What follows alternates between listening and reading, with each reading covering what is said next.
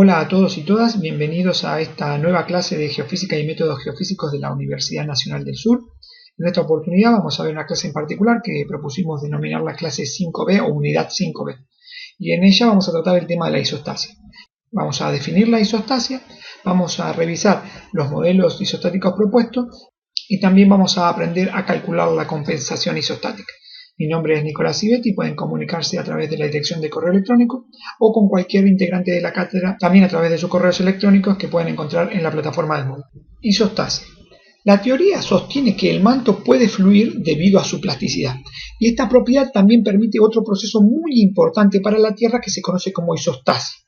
El significado de la isostasia se refiere a que la litosfera puede flotar sobre el manto, como lo haría una balsa, en lugar de estar apoyada sobre el manto, como lo haría una balsa encallada.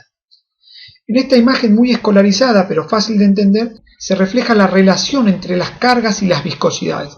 En la izquierda pueden ver una persona sobre una balsita sobre la viscosidad del agua. Si aumentan la carga poniendo 3 personas sobre la viscosidad del agua, probablemente la balsa se hunda.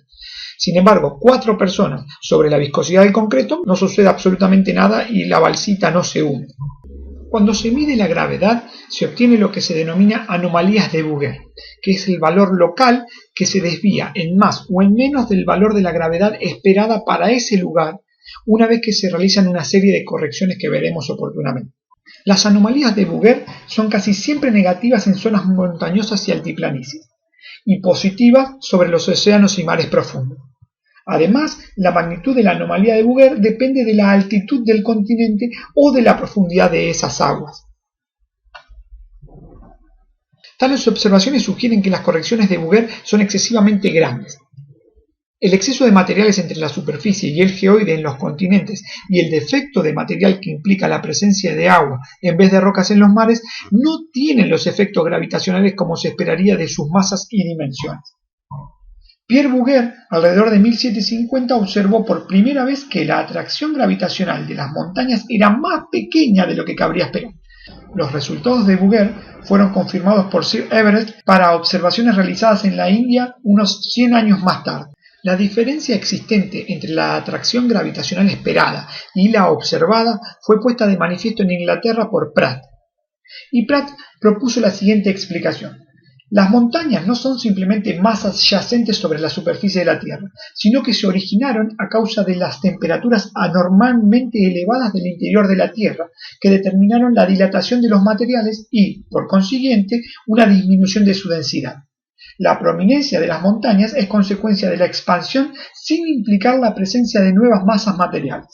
La masa material por unidad de área entre la superficie y un determinado nivel, llamado profundidad de compensación, es, según Pratt, la misma en todas partes. La teoría de Pratt fue criticada por Sir Airy, quien propuso que la corteza flota sobre un sustrato poco resistente pero no necesariamente líquido de gran densidad. En lugares montañosos donde la superficie alcanza gran altura, la corteza liviana es anormalmente gruesa, enraizándose profundamente en el sustrato, de la misma manera como un iceberg tiene gran parte de su masa sumergida en el agua. La hipótesis de Airy no conduce a una única profundidad de compensación. Sin embargo, la masa por unidad de área entre la superficie y la máxima profundidad de enraizamiento de la corteza es en todas partes la misma. Debido a que supone un mayor espesor de la corteza bajo las montañas, el esquema de Airy en ocasiones recibe el nombre de hipótesis de las raíces de las montañas. La idea de que las montañas no son excesos de carga situadas sobre la superficie, sino que su masa visible es compensada por un defecto de masa en profundidad, recibe el nombre de teoría de la isostasia. Fíjese en esta imagen cómo el modelo arriba es incorrecto. Las montañas no son una carga apoyada sobre la litosfera, sino que tiene un equivalente de enraizamiento de menor densidad metida dentro del manto de mayor densidad. Por lo tanto, la atracción gravitatoria que generan no es la esperada. Fíjense el péndulo de arriba y el péndulo de abajo. La compensación del exceso de masa en superficie por una reducción de masa en profundidad es llamada compensación isostática. No es necesario que los materiales por debajo de la profundidad de compensación sean rígidos. Estos materiales forman la astenósfera, concepto originado a partir de la teoría de la isostasia muchos años antes de que se propusiera el paradigma de la tectónica de placas.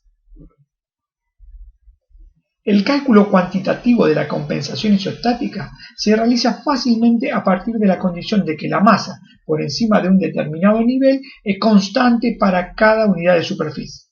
Los modelos de Pratt y Airy proporcionan un método para calcular la distribución de las masas en el interior de la Tierra a partir de las elevaciones en superficie. Ambos esquemas de compensación isostática contienen un parámetro que debe ser conocido con exactitud a fin de que las anomalías sean mínimas. En el esquema de Pratt es la profundidad de compensación. En el caso de Airy es el espesor de la corteza a nivel del mar. Una combinación de los esquemas de Pratt y Airy puede estar más cerca de la realidad que cualquiera de los dos por sí mismos. Puede ser necesaria la existencia de flujos en la astenósfera para explicar que en algunos lugares del mundo existen anomalías que no coinciden con el espesor de la corteza. El proceso de compensación es complejo y no existe ninguna razón para suponer que en todas las partes se produzca de la misma manera. La teoría de la isostasia ofrece una explicación a la profunda erosión que afectó a los antiguos sistemas montañosos.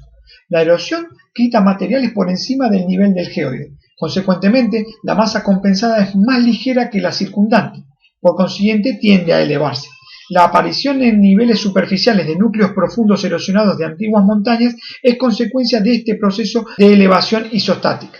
El cálculo del balance isostático según el modelo de Pratt lo que hace es calcular la densidad de los diferentes bloques. Y más allá del desarrollo teórico de esa fórmula, que es bastante sencilla, lo importante es comprender la fórmula que está pintada de verde. ¿Y qué nos dice?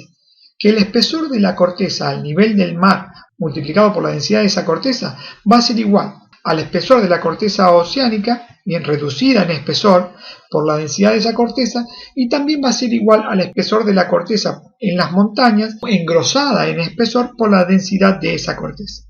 El cálculo del balance isostático con el modelo de Airy lo que hace es calcular el espesor cortical. Para los puntos A y B existe compensación isostática, son esos puntos que se encuentran abajo de la imagen de la derecha, bien, A y B. Y en definitiva, ¿qué es lo que nos dice? Que el espesor de la corteza por la densidad de esa corteza más la profundidad a la que se encuentra el punto A en el manto por la densidad del manto va a ser igual a la altura de la montaña más el espesor de la corteza más la raíz de la montaña multiplicada por la densidad cortical. En definitiva, eso es lo que hace el cálculo de espesor cortical de Airy. También existen otros modelos para el cálculo de espesor cortical, como es el modelo de Demenetskaya.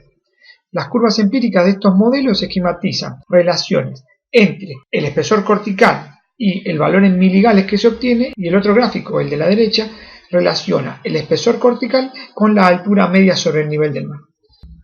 Esto es todo para la clase 5B o en la unidad 5B referente a la isostasia. Pueden encontrar material de lectura complementaria dentro de la plataforma Moodle y ante cualquier duda comuníquense con la cátedra. Gracias.